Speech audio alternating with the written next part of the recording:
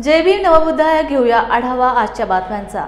EVM हटवा, देश वाचवा, संविधान वाचवा, ईव्हीएम सरकार हाय हाय अशा घोषणा देत महाविकास आघाडीच्या आमदारांनी विधिमंडळ अधिवेशनाच्या पहिल्याच दिवशी सरकारवर हल्ला चढविला।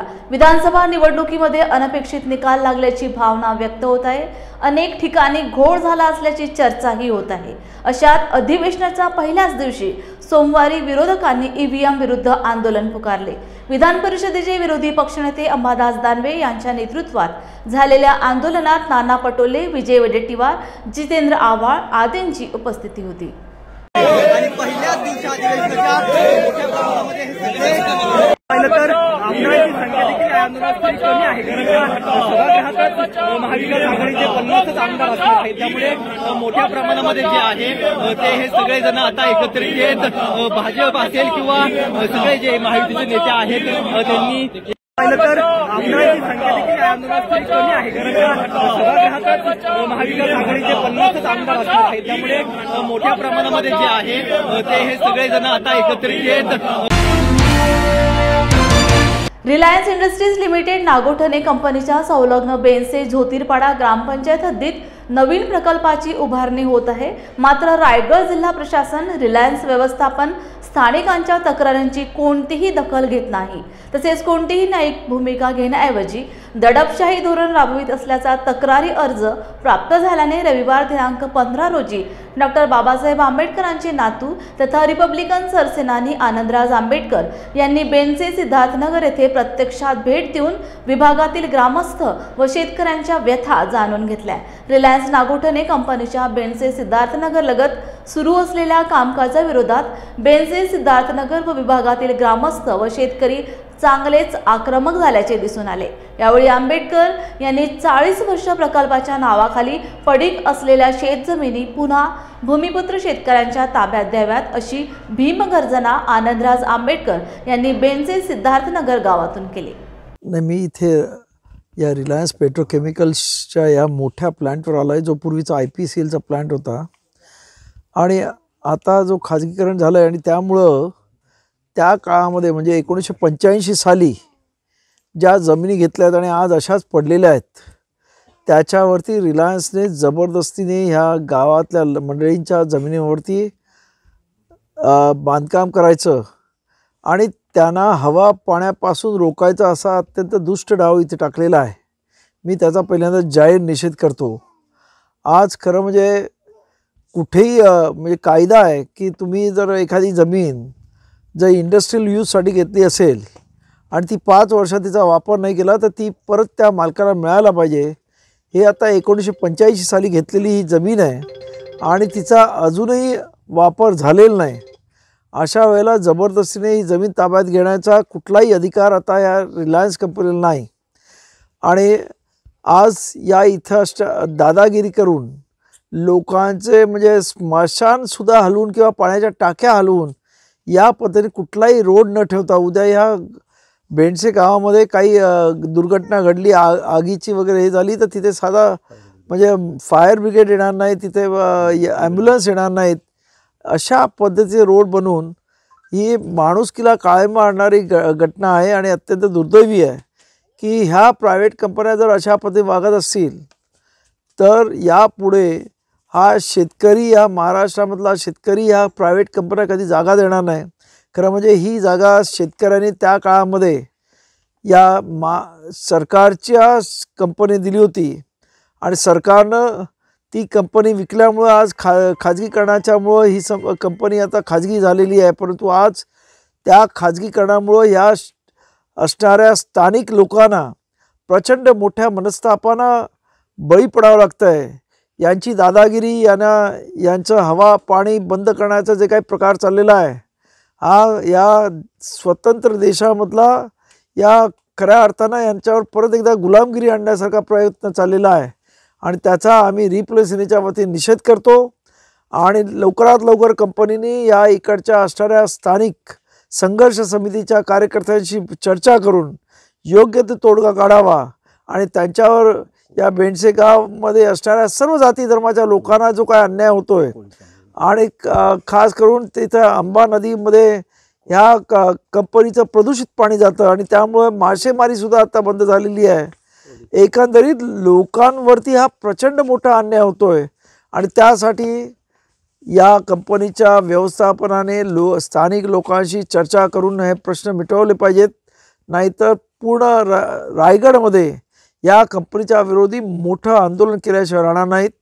त्यामुळं ताबडतोबीनं कंपनीनं आणि त्याचबरोबर इथं असणारे कलेक्टर असेल, तहसीलदार असेल, त्या सर्वांनी या लोकांना, स्थानिक लोकांना विश्वासात घेऊन त्यांच्या अडीअडचणीवर मार्ग काढावा अशी आमची या सर्व म्हणजे कंपनीचे व्यवस्थापन असेल, तहसीलदार असतील, कलेक्टर असतील, या सर्वांना आमची मागणी आहे. भोर येथे 10वे फुले शाहू आंबेडकर विचार साहित्य संमेलन उत्साहात संपन्न झाले. प्रमुख पाहुणे म्हणून नागपूरचे आमदार डॉक्टर नितीन राऊत, डॉक्टर ज्ञानदेव मस्के, ज्येष्ठ साहित्यिक उत्तम Kamble, Ramdas Kakade, doctor Prasannakumar Deshmukh, doctor Sambhaji मलगे, doctor Rahul Gaikwad उपस्थित होते. दीप प्रज्वलन करून कार्यक्रमाचे उद्घाटन करण्यात आले.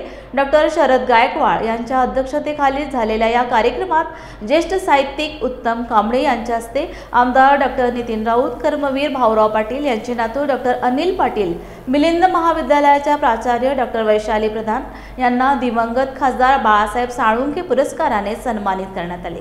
संयोजक रोहिदास जाधव यांनी आभार मानले.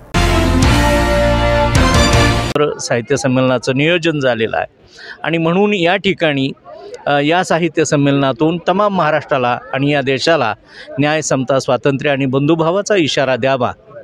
आणि हा जो वणवा पेटलेला आहे, मंदिर संस्कृती येथे आहे, कर्मकांड या देशात रुजवलं जात आहे. संसदेत टाय, बूट, सूट, कोटमध्ये असणारे लोक जाणं उच्च विद्याविभूषित अपेक्षित असताना तिथं काहीतरी वेगळ्या स्वरूपात ज्यांनी हिमालयात जायला पाहिजे ते लोक संसदेत येत आहेत आणि जे संसदेत जायला पाहिजेत ते दुर्लक्ष करत आहेत आणि लोकशाहीच्या चौकटीतच राहून विज्ञानाचा वापर अज्ञान पसरवण्यासाठी ह्या देशात चालू आहे. सकाळी टी व्ही चालू केला की राशी भविष्यापासून सुरुवात होते, वास्तुशास्त्र सुरू होतं, तर निम्मा देश दक्षिणेकडं तोंड करून, जग दक्षिणेकडं तोंड करून उभं आहे. जगातली कितीतरी घरं ही दक्षिणेकडं तोंड आहेत. म्हणून दक्षिण दिशा वाईट आणि पूर्व दिशा चांगली अशा साध्या गोष्टी ज्या आहेत त्या विज्ञानाच्या माध्यमातून अज्ञान पसरवण्याचं काम या मीडियातून केलं जातं आहे. ते नष्ट व्हावं. कष्टकरी, श्रमिक, जो शोषित आहे त्याला न्याय मिळावा आणि त्याची बाजू घेऊन साहित्यिकांनी आपली लेखणी आणि वाणी झिजवावी, हा या साहित्य संमेलनाच्या मुळाशी हेतू आहे. आणि त्यासाठीच मी माझं अध्यक्षीय भाषण हे महानायकांच्या, महापुरुषांच्या प्रकाशवाटांचा विचारवेध या अर्थानं ते 40 पानांचं भाषण लिहिलं. आणि या निमित्तानं लॉर्ड बुद्धा चॅनेलला या देशभर हा विचार फुले शाहू आंबेडकरांचा त्याचा प्रचार आपल्या माध्यमातून व्हावा यासाठी आपण जो प्रयत्न करताय त्या लॉर्ड बुद्धा चॅनेलला या निमित्तानं धन्यवाद देतो.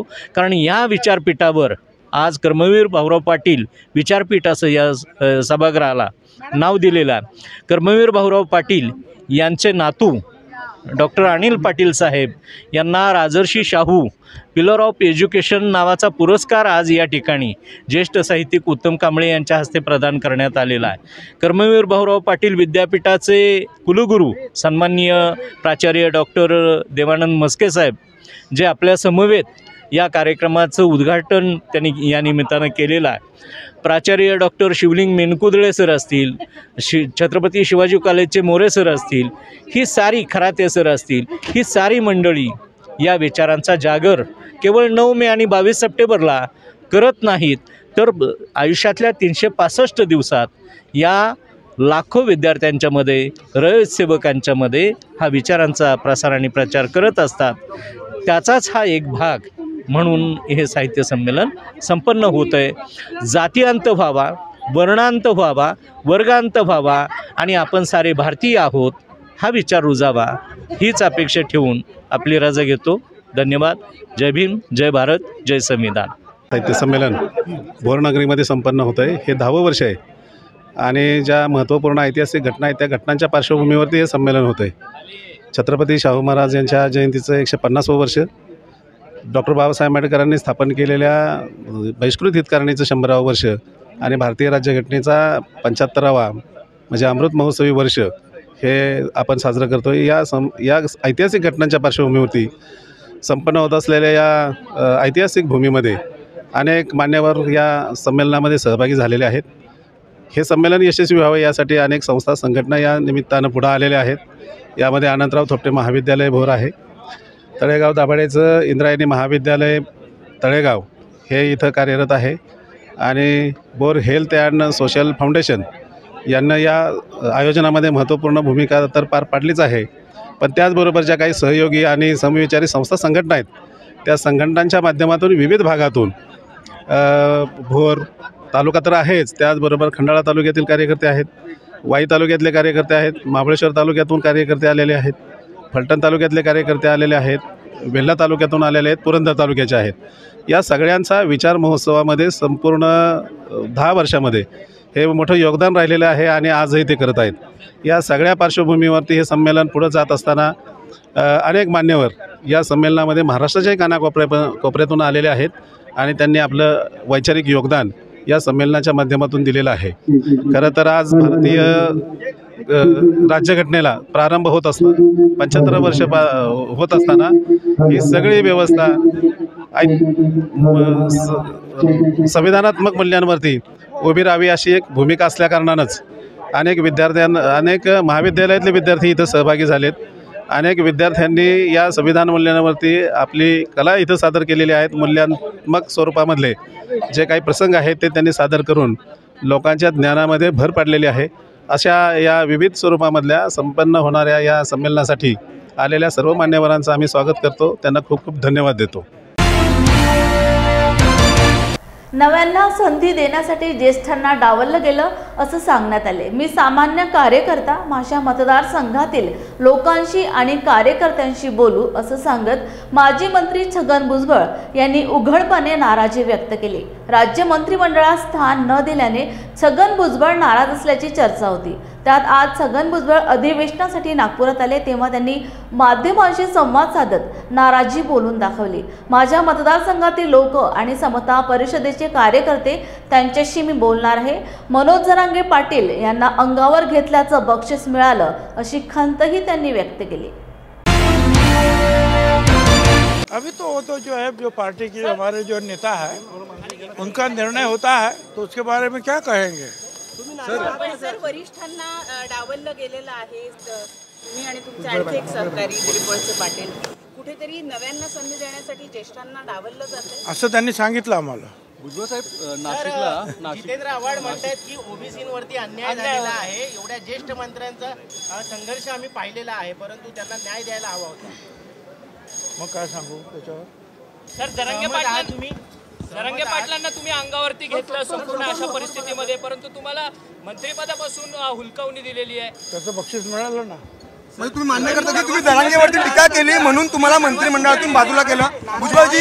भुजबळजी तुम्ही जरांगेवरती टीका केली. असं नाही, तू जे बोलशील तेच मी बोलणार का बाबा. तुम्ही जे बोलणार तेच मी माझ्या तोंडात टाकणार. मला जे काय बोलायचं बोलत चला. डोंट बी अग्रेसिव्ह, बी काम अँड क्वाइट. अरे मी काय एक सामान्य कार्यकर्ता, मला डावललं काय फेकलं काय काय फरक पडतो.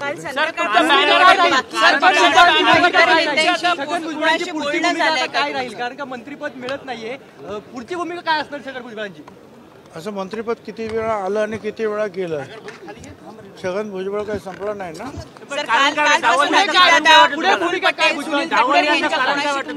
आता ज्यांनी डावललं त्यांना विचारायला पाहिजे ना. पुढे भूमिका काय. फोन करून आपली काही भूमिका व्यक्त केली की नाही पक्षातल्या वरिष्ठांनी तिघांनी. त्यांना विचारा ना तो प्रश्न. पण आता पक्षाच्या बॅनरवरती पण तुमचे फोटो दिसत नाहीये. तिन्ही प्रमुख नेत्यांचे फक्त फोटो दिसतात आहेत. चांगली गोष्ट आहे. पुढे भूमिका काय राहील. कधी कधी जागा नसते बॅनरवर. चला प्लीज. आपके बारे में चर्चा है कि आप काफी नाराज हैं सर. अरे जी हाँ, नाराज हूँ तो क्या करें. क्या चाहते हैं आप, क्या आपको मंत्री पद जिस तरह से. क्या नाराज हूँ, अब बस इतना ही बोला ना मैंने. और क्या चाहूँगा मैं. आपने अपने पार्टी की इस बात की जिक्र किया पार्टी के सामने, अजित पवार के सामने. कुछ जरूरत नहीं समझा मैं. चलिए.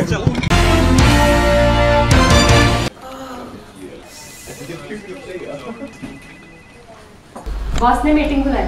क्या यार, आदमी की तकलीफ को तो समझो। बाहर बाहर उठो बैठो। जनाब, तकलीफ उठने बैठने की नहीं, तकलीफ बवासीर की है। बवासीर, फिशर, भगंदर, पाइलोनियल साइंस का आयुर्वेद तथा आधुनिक लेजर से उपचार। अभ्युदय पाइल्स लेजर हॉस्पिटल, लोहार समाज भवन के पीछे, महापुष्प सोसाइटी, शताब्दी नगर चौक से मनीष नगर रोड, नागपुर। कॉल और विजिट करें www.pilesfistulacure.com। परभणी येथील शहीद भीमसैनिक सोमनाथ सूर्यवंशी यांच्या मृत्यूला जबाबदार असलेल्या महाराष्ट्र शासन आणि परभणी येथील पोलीस प्रशासनाच्या निषेधार्थ आणि त्या पोलीस अधिकाऱ्यावर कठोर कार्यवाही केली पाहिजे, तसेच निष्पाप भीमसैनिकावर दाखल केलेल्या केसेस काढून घेण्यात याव्यात, यासाठी आज ईशान्य मुंबई जिल्हाध्यक्ष अजित भाऊ रणदिवे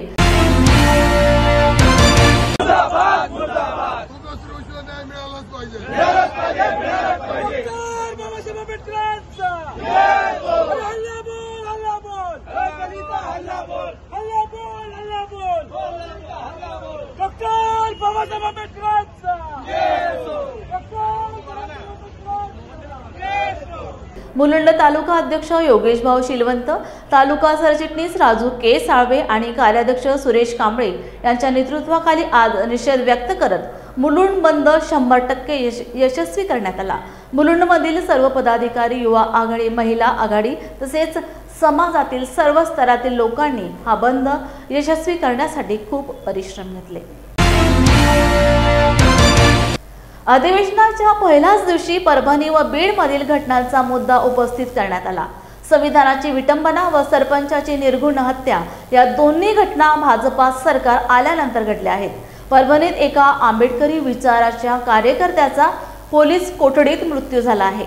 या घटना अत्यंत गंभीर असून आंबेडकरी अनुयायी व राज्यातील जनतेत प्रचंड संताप आहे। सरकारने या मुद्द्यांवर उत्तर द्यायची तयारी दाखवावी अशी मागणी महाराष्ट्र प्रदेश काँग्रेसचे अध्यक्ष नाना पटोले यांनी केली आहे। बघा, या राज्याच्या जनतेच्या भावना आहेत। विधानसभा असो की लोकसभा असो, या जनतेच्या भावनाचे प्रतीक असतं आणि विरोधी पक्ष म्हणून जनतेच्या भावना सभागृहात ठेवणं, त्या सभागृहाच्या बाहेर ठेवणं हे आमचं काम आहे आणि ते आम्ही करू। माटणवाडी असेल की महाराष्ट्रामधल्या अनेक ग्रामपंचायतीमध्ये आणि शहरामध्ये जनतेमधला रोष आपल्याला पाहायला मिळतोय। परवा नाशिक मध्ये सुद्धा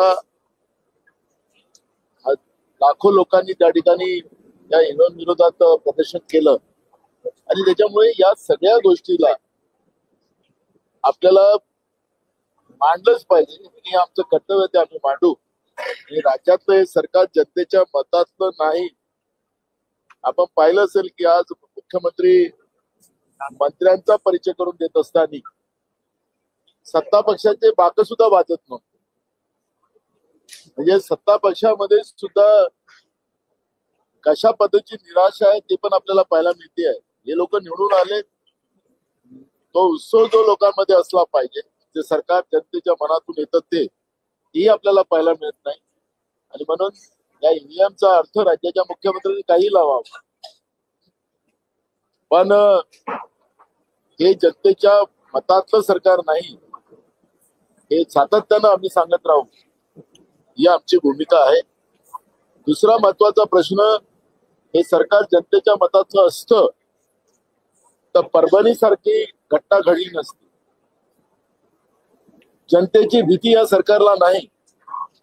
ज्या पद्धतीनं परभणीमध्ये कोम्बिंग ऑपरेशन करून तिथल्या लोकांना जे बेदम मारलं, एक जण काल त्याच्यातला दगावला। आज आम्ही स्थगन प्रस्ताव मांडला आणि स्थगन प्रस्तावाच्या माध्यमातून आजच्या कामकाजाचा शोक प्रस्ताव असल्यामुळे तो राहिला। आता उद्या आम्ही त्याच्यावरची चर्चा घडवू, पण यांना जनतेची भीती राहिली असती तर यांनी परभणीमध्ये बेकसूर लोकांवर अमानुष लाठीचार्ज केला नसता। ज्या पद्धतीनं कोम्बिंग ऑपरेशन केलं गेलं, मुख्यमंत्री काल पत्रकार परिषदेमध्ये सांगत होते, मी ऐकत होतो की जो कोणी तोडफोड करेल त्यांच्यावर आम्ही कारवाई करू। मग त्यांच्या पोलिसांनीच तोडफोड केलेली आहे, पोलिसांनीच त्या ठिकाणी लोकांना लाठीचार्ज केलेला आहे ते दिसत आहे, त्याचे व्हिडिओ पण आपल्या माध्यमातून दाखवले गेले. मग पोलिसांवर कारवाई का नाही, तिथल्या जिल्हाधिकाऱ्यावर कारवाई का नाही, तिथल्या एसपीवर कारवाई का नाही, हे प्रश्न या ठिकाणी निर्माण होतील. जे सामान्य माणसासाठी कायदे आहेत ते मोठ्या अधिकाऱ्यांसाठी कायदे आहेत. आणि मला असं वाटतं की दलितांवर ज्या पद्धतीनं परभणीमध्ये ज्या पद्धतीचा अत्याचार करण्याचं काम या सरकारने केलेलं आहे हे जाणून बुजून केलं गेलेलं आहे. सरकारचाही दोष तेवढाच आहे. एखादी घटना झाल्यानंतर त्या घटनेला वेळेस थांबवता येतं, पण त्या आंदोलन 4 तासाच्या पलीकडे चालवण्याचं काम सरकारने केलेलं आहे. जेव्हा कलेक्टरकडे परभणीच्या महिला भेटायला गेल्या तर तिथं 2च पोलीस होते. ज्यावेळेस लोक एकत्रित झाले त्यावेळेस पोलिसांची संख्या नाममात्र होती. बाबासाहेब आंबेडकरांच्या प्रतिमेची विटंबना आणि संविधानाची विटंबना करण्याचं काम झाल्यानंतर या ठिकाणी आक्रोश निर्माण झाल्यानंतर वेळेस पोलीस प्रशासनाने त्या ठिकाणी ती घटना थांबवली असती तर मला वाटतं ती घटना झाली नसती. पण एखादी घटना 4 तासाच्या ज्या पलीकडे अगर चालत राहिली तर ती सरकार प्रायोजित राहते.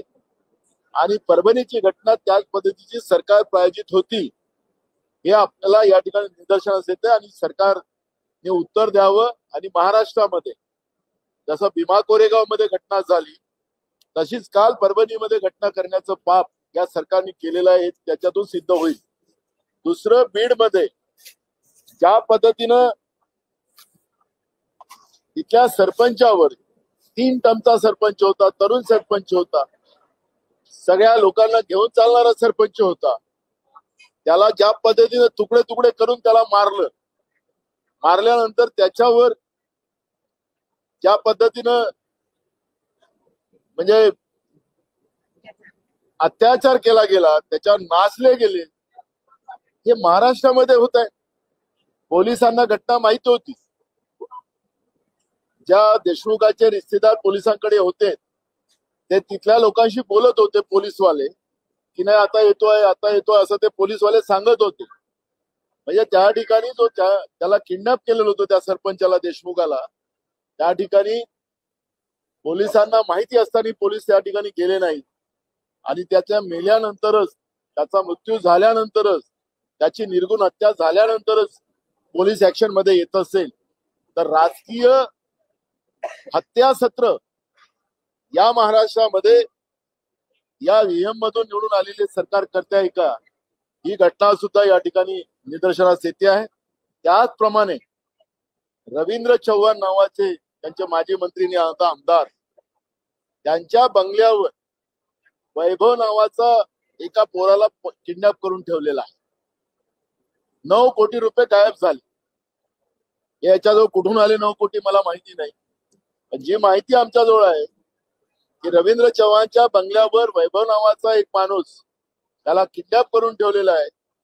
9 कोटी गायब झाले. त्याच्याकडून 4.5 कोटी रुपये वसूल केले गेले आहेत. 4.5 कोटी रुपये मिळाले नाहीत म्हणून त्याच्यावर तिथं अत्याचार चाललेला आहे, अशी पण माहिती आमच्याजवळ आलेली आहे. आणि म्हणून मी तुम्हाला सांगितलं की ईव्हीएम मशीन मध्ये गडबडीने हे लोक निवडून आले आणि म्हणून यांच्याकडे जनतेचा धाक राहिला नाही. आणि आल्या महाराष्ट्रामध्ये दलितांवर, बहुजनांवर अन्याय करण्याचं काम फडणवीस सरकार करते आहे का, हा प्रश्न या निमित्तानं निर्माण झालेला आहे.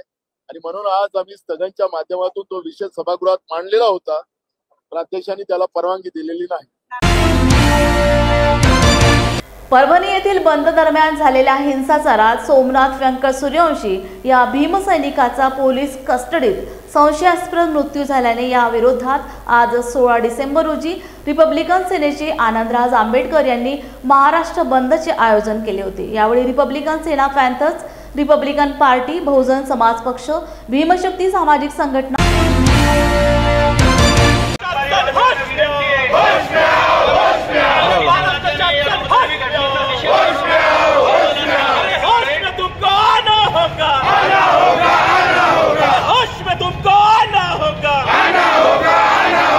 छत्रपती शिवाजी महाराजांचा, छत्रपती सम्राट अशोकांचा, रिपब्लिकन सेना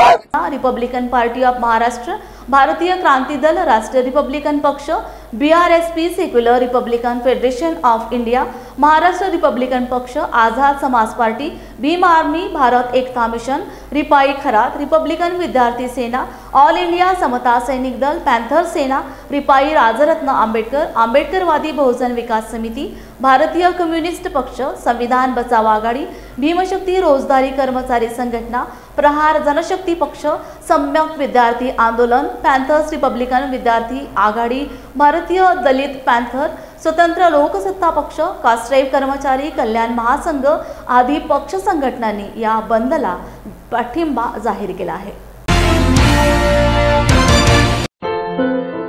क्या हुआ बहू? माँ, पाइल्स की बहुत तकलीफ हो रही है। तो तुम गुदरोग सर्जन के पास क्यों नहीं गई? देखो, जैसे हार्ट के लिए हार्ट स्पेशलिस्ट, ब्रेन के लिए ब्रेन स्पेशलिस्ट, तो पाइल्स के लिए पाइल स्पेशलिस्ट क्यों नहीं? स्त्री हो या पुरुष, टॉयलेट में तकलीफ केवल पाइल्स ही नहीं, और भी कई प्रकार के गुदरोग तथा कैंसर भी हो सकता है। इसीलिए इसकी प्रत्यक्ष जांच जरूरी है। ठीक है माँ, पर जांच के लिए हम जाएंगे कहाँ? वही काले आयुर्वेदिक पाइल्स हॉस्पिटल में। लेकिन माँ, प्रेगनेंसी में पाइल्स की दवाइयाँ? प्रेगनेंसी में आयुर्वेदिक दवाइयाँ सुरक्षित होती है। जनहित में जारी काले आयुर्वेदिक पाइल्स हॉस्पिटल, औषधि चिकित्सा तथा सर्जरी ट्रीटमेंट उपलब्ध। हमारा पता उमरेड रोड, दिघौरी बस स्टॉप के पास, नागपुर। अधिक जानकारी के लिए वेबसाइट पर जाएं kalepailshospital.com। परभणी आंदोलनातील भीमसैनिकाचा न्यायालयीन कोठडीत मृत्यू प्रकरणाची चौकशी करून जबाबदार पोलीस अधिकारी यांच्यावर कार्यवाही करून त्यांना निलंबित करण्याची व संविधानाची प्रतिकृती नष्ट करणाऱ्या मुख्य आरोपी व या प्रकरणातील मास्टर माइंड असलेल्या आरोपींना अटक करण्यात यावी आणि आंदोलकांवरील दाखल केलेले गुन्हे मागे घेण्यात यावेत अशी मागणी भारतीय बौद्ध महासभा समता सैनिक दल तेल्हारा तालुक्याच्या वतीने करण्यात आली। तेल्हारा तालुका माझी परभणी या ठिकाणी जे काही अत्याचार झालेला आहे आणि संविधानाचा जो अवमान करण्यात आला त्या संविधानाच्या माध्यमातून, अवमानाच्या माध्यमातून तिथली जी जनता आहे, विशेष करून बौद्ध जनता आहे, ती थोडी चिडल्यासारखी झाली आणि त्यांनी त्या संदर्भात शांततेने आंदोलन करण्याचा प्रयत्न केला। परंतु या आंदोलनाला चिरडून टाकून एक त्या ठिकाणी जे लॉ झालेला जो विद्यार्थी होता लॉचा, त्या विद्यार्थ्याला पकडून त्याच्यावर गुन्हे तर दाखलच केले, परंतु त्याची कस्टडीत मृत्यू झाला आणि या मृत्यूचा निश्चितपणे शोध लागला पाहिजे आणि ज्या कोणी समाजकंटकाने ते विटंबना केली त्याचा शोध आणि त्याच्यासोबत त्या मास्टरमाइंडचा पण शोध लागला पाहिजे अशी मी शासनाला विनंती करतो की त्यांनी या सगळ्या गुन्हेगारांना फाशीची शिक्षा दिली पाहिजे, तरच समाजात जे स्वास्थ्य बिघडवण्याचे जे प्रयत्न करतात त्यांना आळा बसेल। अन्यथा हा समाज जर चिघळला गेला तर या सर्वस्वी जबाबदार इथलं प्रशासन आणि शासन असेल।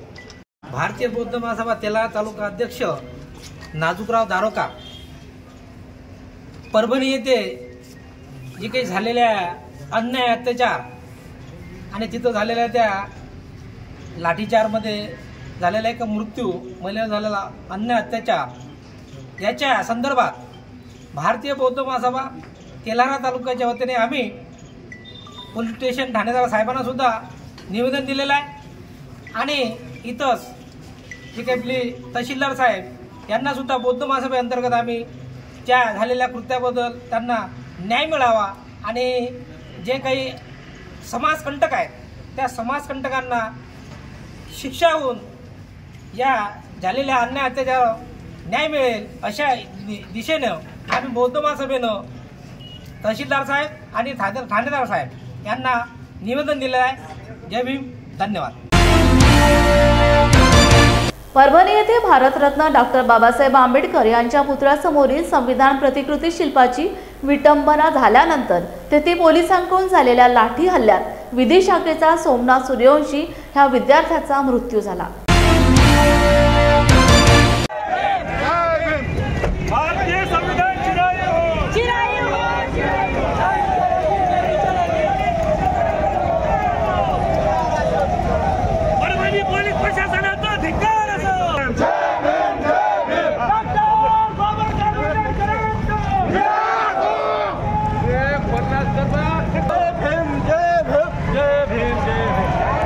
त्या संदर्भात रिपब्लिकन सेना व आंबेडकरी संघटनांच्या वतीने महाराष्ट्र बंदची हाक देण्यात आली होती। त्या हाकेला साथ देत आज नांदेडमध्ये कडकडीत बंद पाडण्यात आला। बंद शांततेत पार पडला। बंदमध्ये रुग्णालय, मेडिकल सुविधा, विद्यार्थ्यांच्या परीक्षा वगळण्यात आल्या होत्या। परभणी पोलिसांवर अॅट्रॉसिटी ॲक्ट आणि BNS कायद्यातील कलम 106 नुसार गुन्हा नोंदवावा।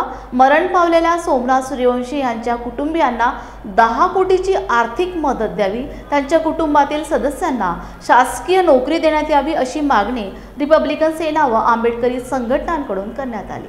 परभणी येथे 10 डिसेंबर रोजी भारतरत्न डॉक्टर बाबासाहेब आंबेडकर यांच्या पुतळ्याच्या परिसरात असलेल्या भारतीय संविधानाच्या प्रतिकृतीचं जे शिल्प होतं ते काही समाजकंटकांनी, जातीय आतंकवाद्यांनी फोडलं आणि त्यानंतर जो मार्च त्या ठिकाणी परभणी शहरामध्ये निघाला त्याच्यामध्ये काही एलिमेंट्स घुसून त्यांनी जे आहे ते काही दुकानांची तोडफोड केली। मुळामध्ये पोलीस तिथं असताना, पोलिसला इंटिमेशन दिलेलं असताना पोलिसांनी त्या एलिमेंट्सला तात्काळ पकडायला हवं होतं, कारण पोलिसांचे व्हिडिओ कॅमेरे असतात, फोटो असतात। पण पोलिसांनी हेतुपुरस्पर 24 तासाचं नंतरच्या दिवशी 24 तासाचं जे बौद्ध वस्तीमध्ये कोम्बिंग ऑपरेशन केलं आणि त्या कोम्बिंग ऑपरेशनमध्ये अनेक महिलांना मारण्यात आलं, त्यांचे डोके फोडण्यात आले, त्यांचे हात फ्रॅक्चर आहेत, पाय फ्रॅक्चर आहेत आणि कोणताही महिला आयोग, SC/STचा आयोग त्या ठिकाणी पोहोचलेला नाही। आणि सोमनाथ सूर्यवंशी नावाचा LLBच्या 3rd इयरला असणारा जो काय वडार समाजाचा आंबेडकरी तरुण होता त्याचा नाहक बळी याच्यामध्ये गेलेला आहे, तो शहीद झालेला आहे। आणि ह्या सगळ्या प्रक्रियेमध्ये आमची मागणी अशी आहे की जिल्हा पोलीस कलेक्टर, जिल्हा पोलीस अधीक्षक आणि परभणीचे कलेक्टर या दोघांना जे आहे ते तात्काळ जे आहे ते त्या ठिकाणून त्यांची बदली झाली पाहिजे।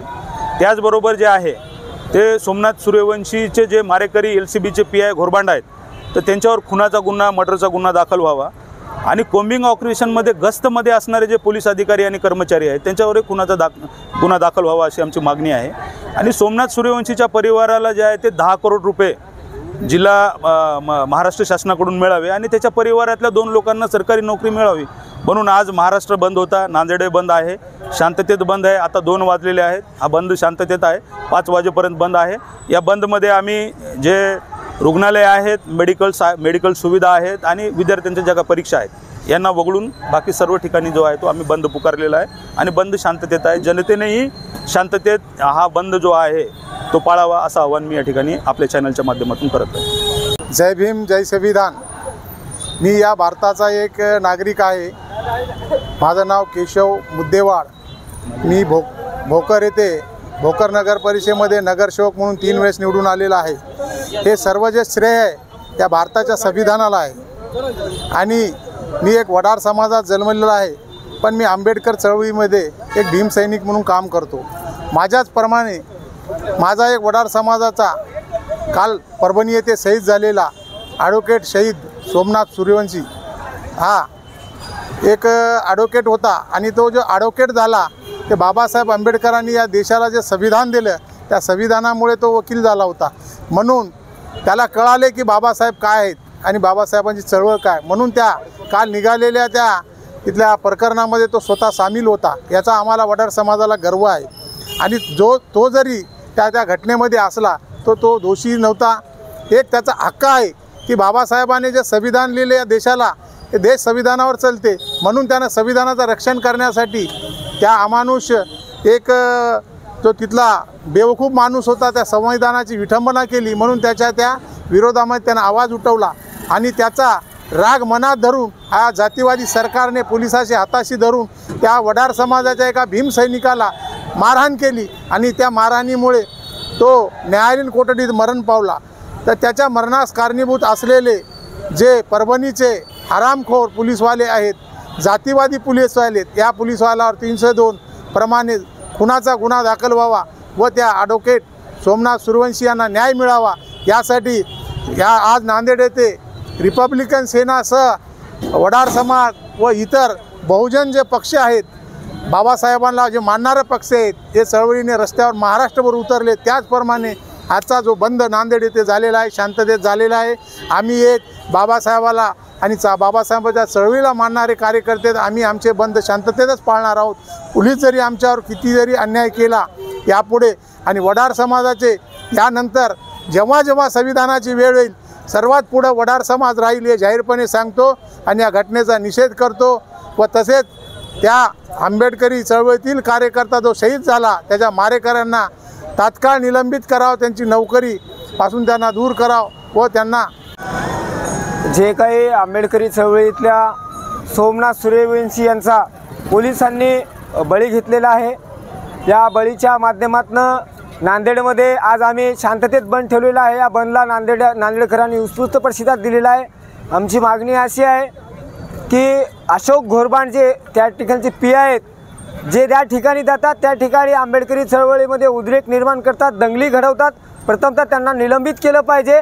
आणि जे काही CRPFची तुकडी होती त्या तुकडीचा इन्चार्ज कोण आहे, ज्याने बौद्ध वस्त्यामध्ये जाऊन कोम्बिंग ऑपरेशन केलं, बौद्धांच्या घराचं आणि गाड्यांचं नासधूस केली, त्या तुकडी इन्चार्जला बोलून त्यांचं आयडेंटिफिकेशन करून त्या सर्व पोलीस कर्मचाऱ्यांना निलंबित करावं अशी आम्ही मागणी केलेली आहे। आणि सर्वांना आपल्या चॅनलमार्फत विनंती करतो की संविधानिक मार्गाने आणि शांततेच्या मार्गाने आपण बंद यशस्वी करा। नांदेडचा बंद हा शांततेच्या मार्गाने यशस्वी झालेला आहे, एवढंच सांगतो। जय भीम, जय भारत।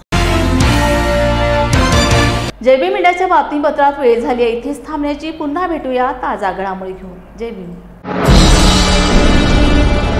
आप देख रहे हैं लॉर्ड बुद्धा टीवी।